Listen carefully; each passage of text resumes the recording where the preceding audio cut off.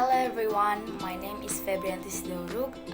I am from class AKP 7B with ID number 22051515052 with the supervising lecturer Mr. Rizky Syaputra SAMSI CPA SERA CRA CRP. Here I will present material on the topic of risk assessment as an assessment of the segment from the information technology based audit course. Enjoy watching everyone. I hope you don't get bored. Audit laporan keuangan merupakan salah satu instrumen penting untuk memberikan keyakinan memadai mengenai kewajaran penyajian laporan keuangan suatu entitas. Dalam proses audit, penilaian risiko atau risk assessment menjadi langkah awal yang sangat krusial karena membantu auditor mengidentifikasi area yang berpotensi mengandung salah saji material, baik akibat kesalahan maupun kecurangan. Penilaian risiko, auditor menetapkan initial materiality untuk menentukan ambang batas salah saji yang dianggap signifikan, serta melakukan initial analytical procedure untuk mendeteksi adanya penyimpangan atau tren yang tidak wajar. Rumusan masalah di sini ada 3. Yang pertama, bagaimana ketentuan penilaian risiko atau risk assessment dalam proses audit berdasarkan standar audit atau SA yang berlaku. Nomor 2, ada bagaimana tahapan indeks dalam kertas kerja penilaian risiko atau risk assessment digunakan auditor untuk mengidentifikasi dan menilai risiko. 3, apa hubungan antara penilaian risiko atau risk assessment dengan tanggapan terhadap risiko atau risk response dalam pelaksanaan audit laporan keuangan. Dan tujuan di sini ada 3 juga. Yang pertama, untuk mengetahui dan memahami ketentuan penilaian risiko atau risk assessment dalam proses audit berdasarkan standar audit atau SA yang berlaku. Untuk menentukan tahapan indeks dalam kertas kerja penilaian risiko atau risk assessment serta bagaimana auditor menggunakannya untuk mengidentifikasi dan menilai risiko. Yang ketiga, untuk menganalisis hubungan antara penilaian risiko atau risk assessment dengan tanggapan terhadap risiko atau risk response dalam pelaksanaan audit laporan keuangan. Ini kita akan membahas penilaian audit, tahapan penilaian audit, hubungan penilaian risiko dan tahapan dalam risk response. Yang pertama ada penilaian risiko audit atau risk assessment. Berdasarkan standar audit atau SA 315 adalah proses yang dilakukan auditor untuk mengidentifikasi dan menilai risiko salah saji material dalam laporan keuangan, baik yang disebabkan oleh kecurangan atau fraud maupun kesalahan atau error, dengan cara memperoleh pemahaman menyeluruh tentang entitas yang diaudit dan lingkungannya, termasuk sistem pengendalian internalnya. Tujuan utama SA 315 yang pertama memperoleh pemahaman menyeluruh tentang entitas dan lingkungannya. Yang kedua, memahami sistem pengendalian internal. Yang ketiga, mengidentifikasi dan menilai risiko salah saji material. Dan yang keempat, menjadi dasar dalam perencanaan dan pelaksanaan audit yang efisien dan efektif. 2. Tahapan penilaian audit. Kertas kerja atau risk assessment memiliki 8 indeks, diantaranya sebagai berikut. Materialitas awal A210, menurut Heri 2019-156, materialitas awal ditetapkan secara profesional yang besarannya bisa berubah ketika proses audit masih berlangsung. Materialitas awal secara keseluruhan merupakan jumlah maksimum yang tidak akan mempengaruhi pengambilan keputusan pengguna laporan keuangan. Namun, di atas jumlah tersebut diyakini oleh auditor akan membuat laporan keuangan mengandung salah saji. Yang kedua, prosedur analitis awal dan audit strategi memorandum awal A220 berdasarkan SA 520 paragraf 3A.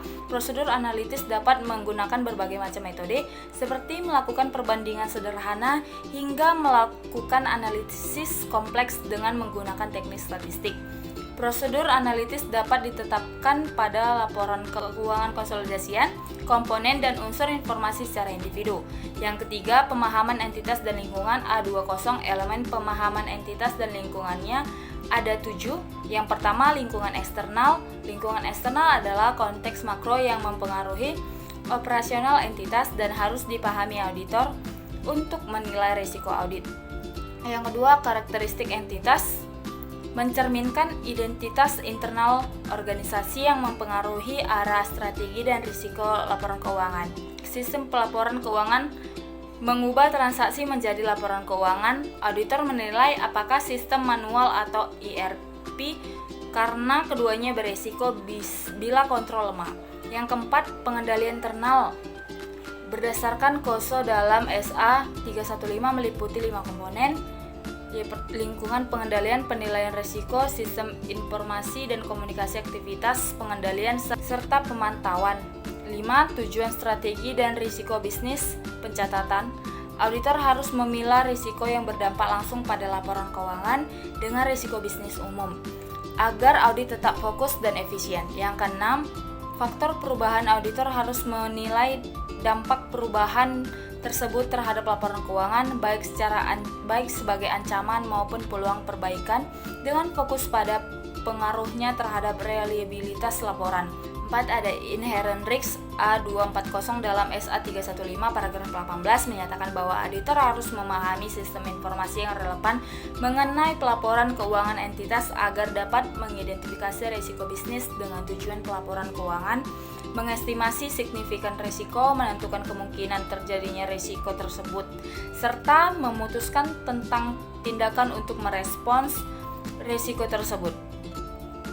5. Control risk. A250 berdasarkan SA 315 paragraf 20, auditor harus memahami mengenai aktivitas pengendalian yang dipandang perlu untuk dipahami agar dapat menilai risiko salah saji material pada tingkat asersi dan mendesain prosedur audit lanjutan yang responsif terhadap risiko yang telah dinilai. 6. Risk of material misstatement. A270 kertas kerja merupakan gabungan salah saji material aspek-aspek yang telah diidentifikasi dan dinilai risikonya atau inherent and control risk berdasarkan SA 315 paragraf 25. Untuk melaksanakan prosedur audit lanjutan, auditor harus mengidentifikasi dan menilai risiko salah saji pada tingkat laporan keuangan dan tingkat asersi untuk golongan transaksi, saldo akun, dan pengungkapan atau control risk. 7. Komunikasi dengan TCWG dan SPI. A260 discharge with governance atau pihak yang bertanggung jawab atas tata kelola berdasarkan SA 260 paragraf 10 adalah individu atau organisasi yang memiliki tanggung jawab untuk mengawasi arah strategis entitas dan pemenuhan kewajiban yang berkaitan dengan akuntabilitas entitas. Yang ke-8, audit strategi memorandum update. A280 kertas kerja ini diisi ketika ada perubahan rencana strategi secara keseluruhan yang diperlukan selama pelaksanaan audit. Dalam praktik audit strategi memorandum merupakan dokumen yang berisi ringkasan strategi audit yang telah disusun auditor. 3. Hubungan penilaian risiko atau risk assessment. Yang pertama, risk assessment ISA 315, auditor melakukan identifikasi dan penilaian risiko salah saji material. Hasilnya menunjukkan area laporan keuangan yang rawan kesalahan atau kecurangan. Kedua, risk response ISA 330, auditor merancang respon audit sesuai hasil risk assessment. Setiap risiko yang teridentifikasi harus memiliki respon audit yang jelas. 3. Hubungan keduanya. A. Risk assessment menentukan area rawan salah saji. B. Risk assessment menetapkan prosedur audit spesifik untuk menanggapi area rawan tersebut. C. Tanpa risk assessment, auditor tidak memiliki dasar untuk menentukan respon yang tepat. D. Tanpa risk respon penilaian risiko, auditor tidak akan menghasilkan langkah audit yang efektif. Tahapan dalam risk respon. Yang pertama ada worksheet, adalah kertas kerja audit yang digunakan untuk mendokumentasikan risiko salah saji material, respon atau prosedur audit yang dirancang serta bukti dan hasil evaluasi. 2. Transaksi dengan pihak berelasi. B220 transaksi dengan pihak berelasi adalah transaksi dengan pihak yang memiliki pengendalian atau pengaruh signifikan terhadap entitas. 3. Estimasi akuntansi atau B210 merupakan SA 540 paragraf 12. Estimasi akuntansi adalah angka moneter yang tergantung pada ketidakpastian estimasi dan dibuat manajemen ketika tidak dapat diobservasi langsung. 4. Peristiwa kemudian. Peristiwa kemudian adalah kejadian setelah tanggal pelaporan yang mungkin memerlukan penyesuaian atau pengungkapan dalam laporan keuangan. SA 560. 5. Kelangsungan usaha. B240 penilaian manajemen dipengaruhi oleh ketidakpastian kondisi, ukuran dan kompleksitas entitas secara faktor eksternal serta peristiwa setelah tanggal pelaporan. SA 570. Presentasi manajemen adalah pernyataan tertulis dari manajemen sebagai bukti audit yang menunjukkan tanggung jawab mereka dalam penyusunan laporan keuangan. namun tidak cukup sebagai bukti audit utama. SA 580. 7. Pakar auditor.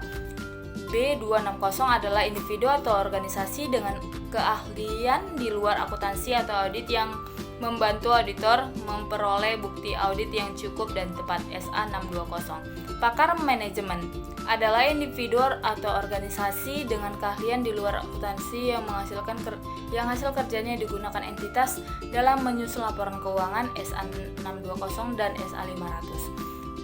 Bab 3, di sana ada kesimpulan dan saran.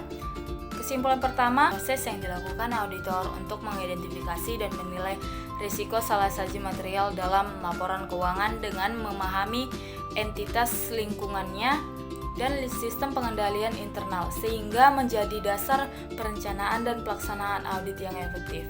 2. Risk assessment menjadi dasar bagi auditor untuk merancang dan melaksanakan risk response sehingga risiko salah saji material dapat ditangani melalui prosedur audit yang sesuai dan efektif sesuai ISA 330. Risk assessment menjadi dasar bagi auditor untuk merancang dan melaksanakan risk response sehingga risiko salah saji material dapat ditangani melalui prosedur audit yang sesuai dan efektif sesuai ISA 330. Saran yang pertama, auditor disarankan untuk selalu melakukan penilaian risiko secara menyeluruh dengan memahami entitas lingkungannya dan sistem pengendalian internal agar perencanaan audit lebih efektif. 2. Kertas kerja risk assessment sebaiknya didokumentasikan secara sistematis dan lengkap menggunakan indeks yang konsisten.